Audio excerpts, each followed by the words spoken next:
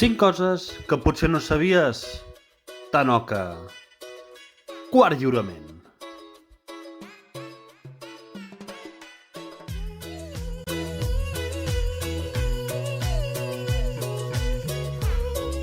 I el moment que semblava que mai arribaria, per fi ja és aquí. Després del clamor popular, entre telegrames i missatges via Morse, una nova edició de 5 coses que potser no sabies, Tanoca, no es podia fer esperar més. I ja en porto 4! En aquest vídeo us presentaré 5 cositats que d'aquí a uns minuts us comenceu a qüestionar que com era que havíeu pogut viure fins ara sense conèixer-les.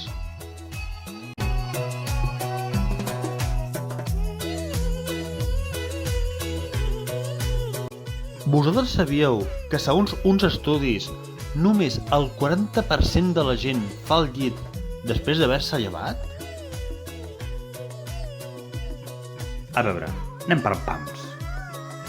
Jo, quan era petit, recordo haver intentat convèncer els meus pares de no haver de fer el llit cada dia amb l'argument molt pensat i gens recurrent de la inutilitat d'haver-lo de fer cada matí, ja que a la nit, irremeiablement, a l'hora de dormir, el tornaria a desfer. Lògic, oi? No cal que us digui que mai va colar. I jo voldria fer una pregunta. Vosaltres creieu que l'estudi inclou els adolescents o només a la gent adulta?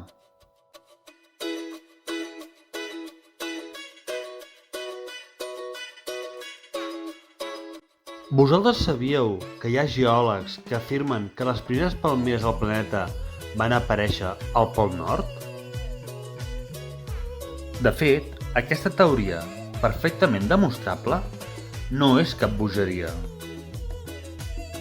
Com tothom ja sap, i si no és el cas, presta atenció, Tanoca, l'eix de la Terra està a una rotació constant. És a dir, que fa l'hòstia d'anys, mentre que als pols hi havia un ambient tropical, a Catalunya els primers catalans començaven a caminar com si portessin els pantalons a l'alçada dels turmells.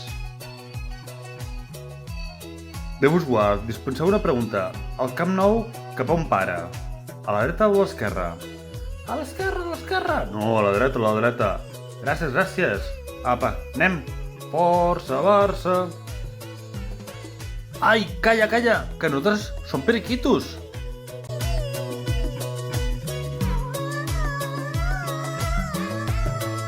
A veure si ho sé dir bé.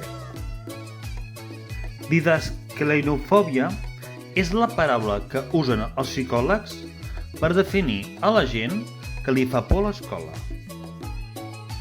És a dir, els que escolten reggaeton, els membres de les famílies humils que voten PP, Ciudadanos o Vox, els aspirants a participar a Gran Hermano o Supervivientes i els pobres imbècils que es passen la nit fent vídeos de curiositats per YouTube.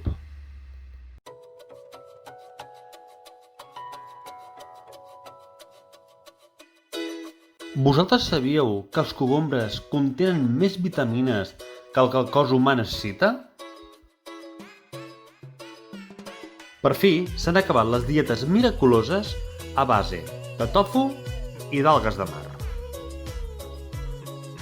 Així que ja sabeu, amaniu-vos la dieta a base de cogombre i a viure, que són 2 dies!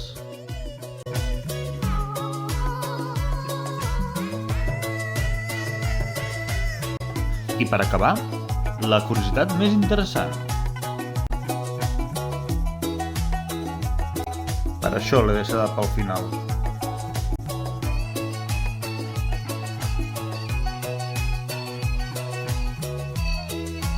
Pel que sembla, a l'any 1906, l'anglès Joseph John Johnson, que ja els val als seus pares batejar-lo així, va guanyar el Nobel de Física al demostrar que els electrons eren partícules.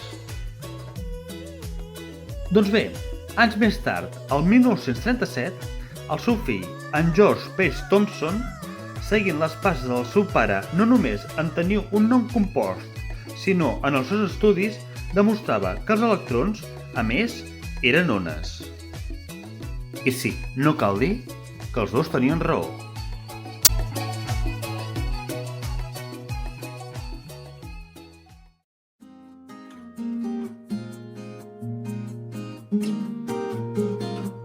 I fins aquí el vídeo d'avui. Si t'ha agradat, sisplau, regala'm un polze cap amunt, deixa un comentari a la caixa de comentaris i subscriu-te al meu canal. També et recordo que pots activar la campaneta perquè t'avisin de les meves futures publicacions.